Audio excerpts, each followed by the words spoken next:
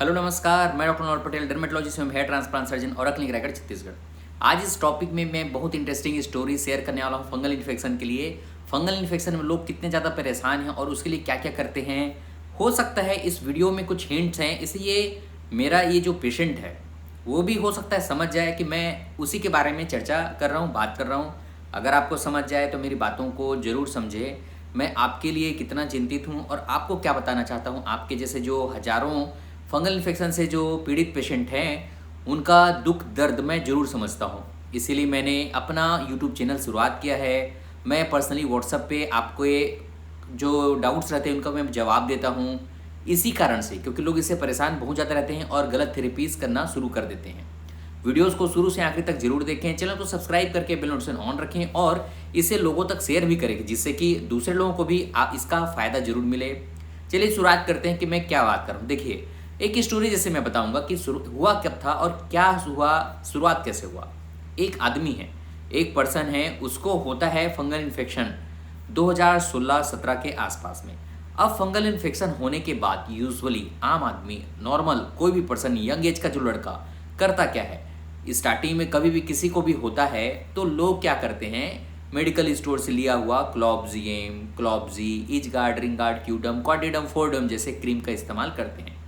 ये जो मेरे पेशेंट है इन्होंने भी इस्तेमाल यही किया, क्लॉब्जी का इस्तेमाल किया, उनको रिलीफ मिला। 2016 के जनवरी में इनको इन्फेक्शन हुआ और इनको इससे रिलीफ भी मिला। तो क्या हुआ, इसके इनको अच्छा लगा कि ये ट्यूब तो काफ़ी सस्ती ट्यूब है और इससे इनको रिलीफ भी जरूर मिलता है, इससे राहत मिलता है। तो उसके बाद उन्होंने उसको छोड़ दिया। अब बात आती है कि 2-4 महीने के बाद में जब सीजन बदलता है, गर्मियाँ आती हैं, तो उस समय इनको फंगल इन्फेक्शन जो पहली बार हुआ था उससे थोड़ा बड़ा भी हुआ। तब तक वो उस चीज़ से मतलब अनजान थे कि भाई उसी के साइड इफेक्ट के कारण अब वो बड़ा हो रहा है। उनको लगा हुआ कि पसीना, धूल मिट्टी, कोई भी चीज़ हो सकती है, बारिश के पानी में भीग गए तो अब उनको दोबारा फंगल इन्फेक्शन हुआ। तो अब उनको याद आया कि जो पहले उन्होंने जो ट्यूब लगाया था उससे इनका ठीक हुआ था, तो क्यों ना उसी को दोबारा इस्तेमाल किया जाए। उन्होंने फिर से उसका इस्तेमाल किया, तीसरी बार इस्तेमाल की, ऐसे चौथी बार इस्तेमाल की। तो 2016 जो साल भर में इनको 4 बार 5 बार फंगल इन्फेक्शन हुआ, जिससे इनकी स्किन इम्यूनिटी कमज़ोर होती जा रही है। अब क्या हुआ, चौथी बार जब हुआ तो स्किन इन्फेक्शन वो ट्यूब से ठीक नहीं हो रहा है, ट्यूब से दब नहीं रहा है, क्योंकि वो ट्यूब जो होती है उसको ठीक करने की ट्यूब होती ही नहीं है, तो उसे ठीक नहीं होगा। अब क्या होता है, इसके बाद वो लोकल झोला छाप, लोकल आसपास के डॉक्टर को दिखाते हैं। मैं सख्त से सख्त एकदम नफरत करता हूँ झोला छाप लोगों से। सबसे ज़्यादा चोर होते हैं, सबसे ज़्यादा बेईमान होते हैं, सबसे निहायती बहुत ही ख़राब लोग होते हैं जो किसी व्यक्ति का किसी भी काम नहीं आते हैं। मैं व्हाट्सअप मैसेजेस में इधर उधर ये अधिकतर चीज़ों से ये देखते रहता हूँ मैं, ये जो झोला छापे होते हैं जो रात में आपको इमरजेंसी में, भैया रात में इमरजेंसी में हार्ट अटैक आएगा, एक एमडी फिजिशियन बचा नहीं पाता, ये झोला छाप बचाएगा क्या।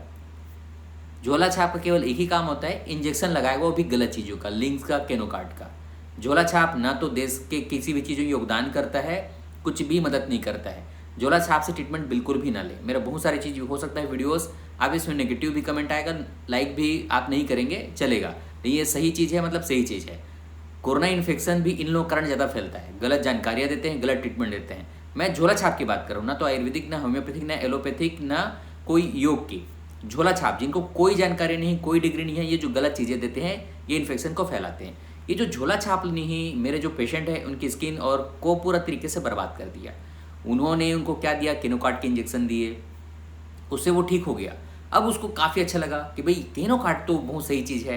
वो 4-5 इंजेक्शन केनोकार्ड इंजेक्शन का ले लिया, ट्यूब भी लगाया, कोई इट्राकोनाजोल भी खाया। मैं आपको हिस्ट्री बता रहा हूँ, डिटेल मैंने निकाला है, पूछा है, देखा है। उसके बाद क्या हुआ कि उसके अगले साल 2017 में हम आते हैं, 2017 में भी उसको इन्फेक्शन हुआ, फंगल इन्फेक्शन। तो उसके बाद उसने सुना कि भाई फलाना सिटी में एक खास पॉपुलर कोई स्किन डॉक्टर है, मैं नहीं हूँ, कोई और है।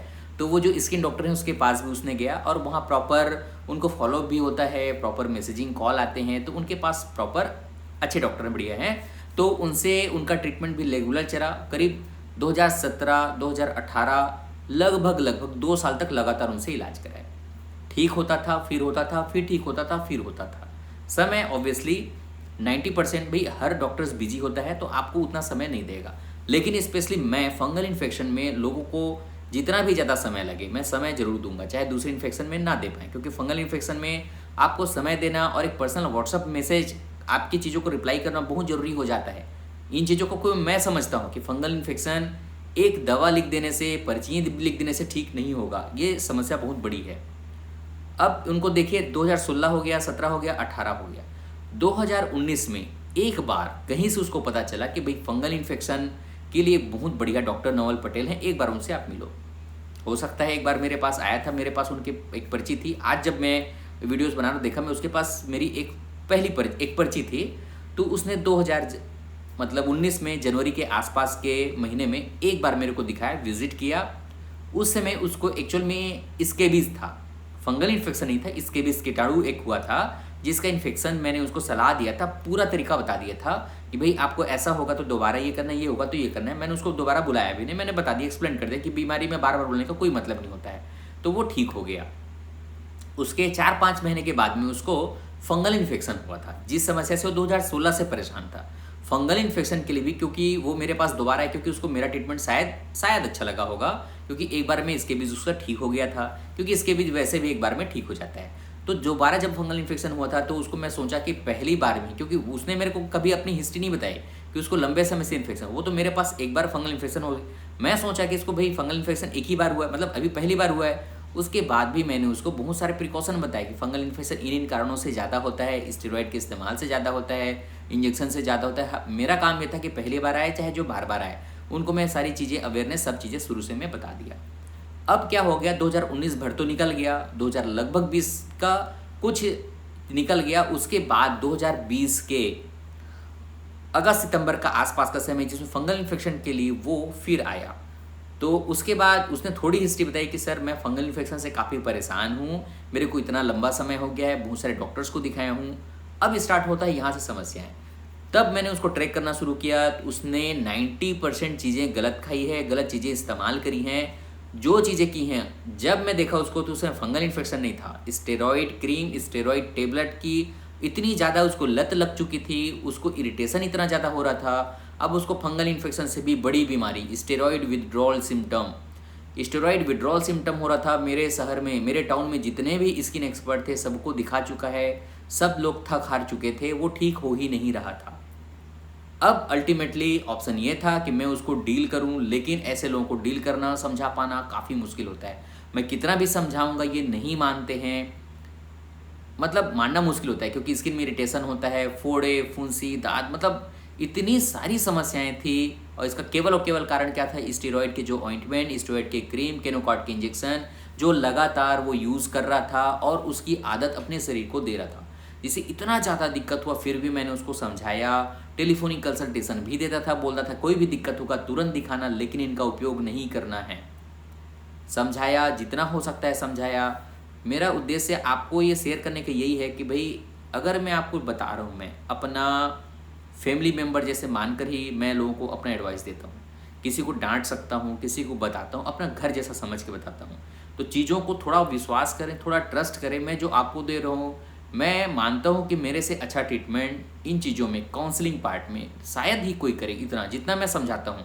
तो इन चीज़ों को सीरियस लें, सीरियस तरीके से समझें और अपने चीज़ों को, बीमारी को बढ़ने ना दें। हुआ क्या, अब उसके बाद इतना सारा मैं समझाया, मुझे लगा जरूर कि शायद वो मेरी चीज़ों को बहुत अच्छी तरीके से मानेगा, करेगा। और ऐसा हुआ, पूरी तरीके से उसने फॉलो किया, सारा इन्फेक्शन ठीक होते गया। बहुत परेशान रहता था, हर एक दिन मेरे पास आ जाता था। अगला शाम हुआ नहीं कि सर मेरे को ऐसा दिक्कत हो रहा है, बुखार आ रहा है, इरिटेशन हो रहा है, फिर भी मैं, और वो बोलता था सर आप स्किन डॉक्टर हैं, आप इसको ठीक ही नहीं कर पा रहे। मैं बहुत बताता था कि भाई जो 10 साल 12 साल से दारू पिया है, ड्रिंक किया है, कोई ड्रग एडिक्शन हो गया है, तो वो लत इतनी जल्दी नहीं छूटेगी, आपको लंबा समय लगेगा। अब एक्चुअल देखिए ट्रीटमेंट क्या हुआ था, मेरे पास वो आया था एक बार 2019 में, इसके भी इसके लिए उसको आप छोड़ दो। एक बार फंगल इन्फेक्शन के लिए ऐसे आया था, उसका फॉलोअप करके वो ठीक हो गया था। अभी जो आया है वो लत के लिए आया था, जो 2020 में आया था लत के लिए। इस लत के लिए लगभग 2000 अगस्त सितंबर के आसपास आया था। उसको ठीक करने में हमको ऑब्वियसली लंबा समय लगेगा। हमने ट्रीटमेंट स्टार्ट भी किया और ऐसे 2-3 महीने चला था ट्रीटमेंट। उसमें 70-80% उसका कंट्रोल भी हुआ था। उसके बाद वो गायब हो गया, उसके बाद वो आया ही नहीं, ट्रीटमेंट डिसकंटिन्यू हो गया। तो यही तो स्टोरी होती है कि लोग छोड़ देते हैं। हो सकता है उसे ट्रस्ट नहीं होता है, तो आप अगर ट्रस्ट नहीं करेंगे तो आपका इलाज तो सही तरीके से होगा ही नहीं। फिर वापस क्या हुआ कि अभी आज कुछ दिन पहले, मतलब मार्च में उसके बाद मेरे पास आया। मार्च में आया, उसको इन्फेक्शन, पैर में सूजन हो गया था, पैर में फोड़ा फुंसी हो गया था, उसके लिए मैंने उसको ट्रीटमेंट दिया। उसके बाद भी बताइए, ये जो हुआ है फोड़ा फुंसी नहीं है, आपने जो स्टेरॉइड इस्तेमाल करते थे उसी का ये भी एक साइड इफेक्ट है। मैंने आपको उसको ट्रीटमेंट दिया, समझाया ऐसी ऐसी चीज़ें हैं, सिकाई करना है, मसाजिंग करना है, हर चीज़ें बताया। अब उसके बाद हुआ क्या, मार्च के बाद में डिसकंटिन्यू, मार्च के बाद आया लेकिन उसके बाद कोई अता पता नहीं, अप्रैल में नहीं, मई में नहीं, जून में, आज जून में 9 जून को वो मेरे पास आया और उसके बाद अपने सिम्टम्स, ट्रीटमेंट को बताया कि सर आपने जो लास्ट टाइम पेरिसो सूजन की मेडिसिन दी तो वो काम नहीं करी। मुझे पता था काम तो नहीं करे, क्योंकि मैं, वो बीमारी थी नहीं, वो तो स्टेरॉइड का विड्रॉल सिम्टम है भाई, उसको कंट्रोल करना ही थोड़ा ज़रूरी है, कंट्रोल नहीं होने से वापस दिखाना है। लेकिन वो उस बंदे ने वापस नहीं दिखाया, वो जो मेरा पेशेंट है वापस नहीं दिखाया।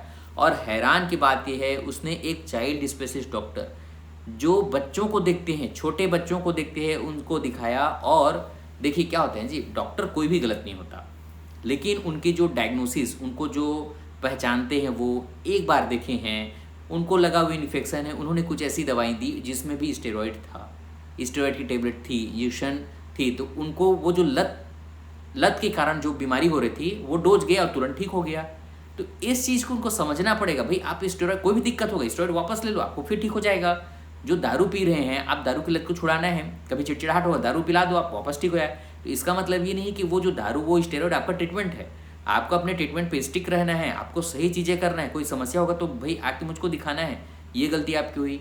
तो अब मुझे लगता है कि ऐसे लोगों को आप कमेंट करके बताओ भाई। मैं देखिए, आज भी मैं, कोई इरिटेशन मेरे पुल से नहीं है ना, तो मैं उसे कोई भी गुस्सा नहीं हो रहा हूँ। बस मैं चाहता हूँ थोड़ा ट्रस्ट करें, थोड़ा भरोसा करें, ज़रूरत हो तो व्हाट्सएप करें, ईमेल करें, आपको जो माध्यम लगता है, लेकिन आएँ, दिखाएं, प्रॉपर रेगुलर ट्रीटमेंट लें, 100% ठीक होगा।